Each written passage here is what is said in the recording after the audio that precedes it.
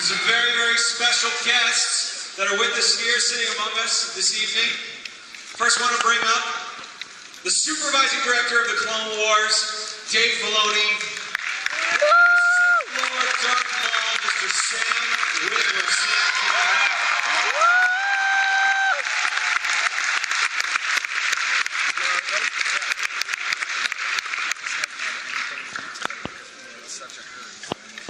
Oh, that was amazing. Dude, it was amazing. That was incredible. I mean, first of all, golly, I know. Yeah. Is she around in the I know. Well, I actually saw someone dressed as Honey Golly. No, you didn't. I felt really bad. No, you didn't. I felt really bad. I'm so sorry. But there's always that somebody. Wow. So first of all, you know, Sam, now that you're here at Celebration 6, maybe this is your opportunity to share.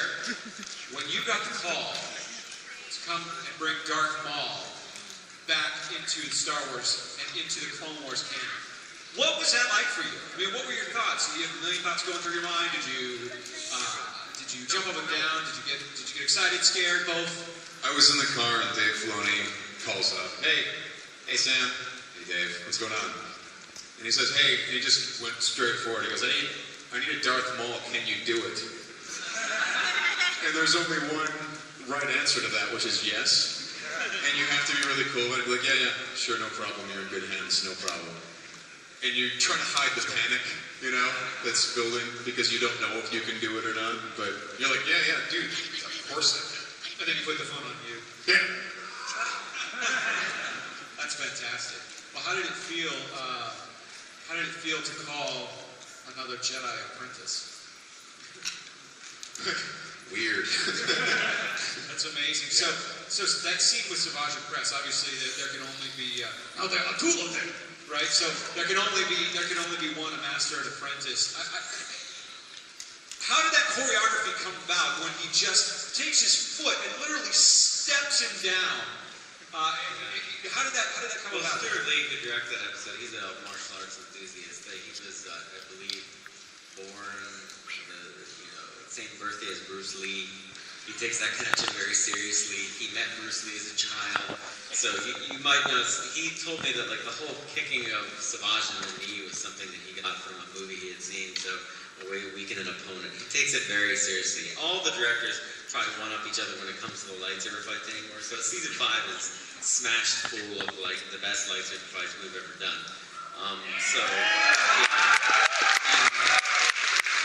The Master Apprentice thing is something that we changed on the fly because we were recording these episodes and it was always like, is that your brother? No, brother, all over the place. And I was like, let's stop calling him brother. And I think you had a great idea. So why don't I just call him apprentice from now on? Yeah. So we made a decision that Maul would go calling him apprentice, and then he calls him that forward. So they have an interesting relationship, Maul and Savage. I think you see that what I find interesting is when Savage gets injured there, when he gets his arm cut off, it matters to a degree to Maul, which that is different, I think, than he would have been prior to his, apparent death.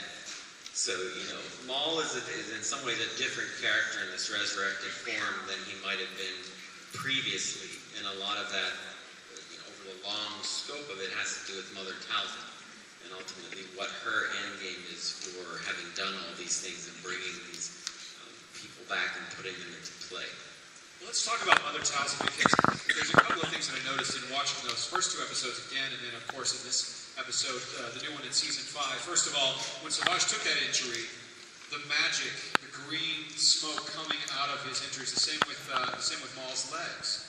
I mean, this is a powerful being, Mother Talzin, and obviously there were some questions as to whether or not she was defeated in season 4. She kind of revealed herself to be this almost non-blood, flesh and blood, more powerful witch. Pulling the smoke, the madness out of Maul's head. Are we going to see a lot more of Mother Talzin, or is it just someone that's kind of pulling the strings in the background? You'll see a lot more of her eventually. It's like everything we do on this show. It's like you guys are seeing this, and then we're much farther ahead of you in production, so we're working on really cool stuff up there, but you haven't seen this really cool stuff we did long ago. So it's always hard for me to answer those questions. questions. It's safe to say that Mother Talzin isn't dead by any stretch of the imagination. She just kind of apparated away. She is really tricky, in a way that frankly Grievous didn't really understand. To Grievous, he would probably try to report her as being dead, having thought he just decimated the Night Sisters. Night Sisters, they're not so easily defeated. They're witches, they're sneaky. They deal with an older kind of magic, and in a way that magic has its connection to the Force, but it's not exactly the way the Jedi and the Sith perceive it and use and wield the Force. So the Jedi and the Sith are kind of more advanced, and they deal with the Force and everything on a more galactic level. And then the Night Sisters are very kind of earth and tree and stone and like nature-wielding creatures. So they have a lot of binding to the land, and so that's why you see her kind of reappear on Dathomir. It's kind of like a nucleus of her power there. So, but Night Sisters aren't out of it. I mean, they took a big beating in that one episode, but they're tricky girls. Speaking of recurring characters and characters that come back that you don't expect, having Hondo come back in this episode was just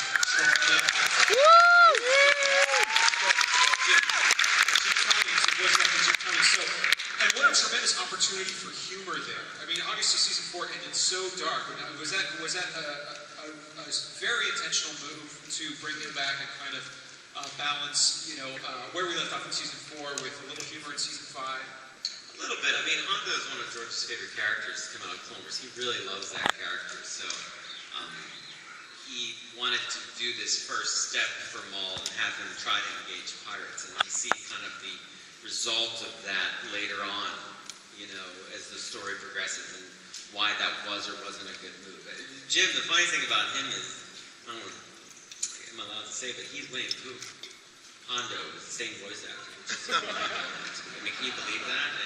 And I'm glad some of you caught the special thing I put in there for you guys, which was Blue Snaggletooth. Yeah. I had that figure. I had to sell it when I moved away from Pennsylvania to move out to California, so it's kind of a way to get him back. But I love those original Cantina aliens made by Kenner a long time ago. They don't look anything like the ones in the movie. So it's kind of you might see more of them show up in the show, let's put it that way. There might be like a Rhodian in a ridiculous lime green jumpsuit walking around, just in the background or something, or a dude in an orange vest that looks like, Michael J. Fox from Back to the Future or something like that. So you'll see. They're there. That's great. Sam, I wanted to switch gears a little bit, just talk to you about those first 2 episodes, because you really, really went for it in those episodes. I mean, the passion, the energy, when you approached going into these scripts and you read them, I mean, you clearly decided to just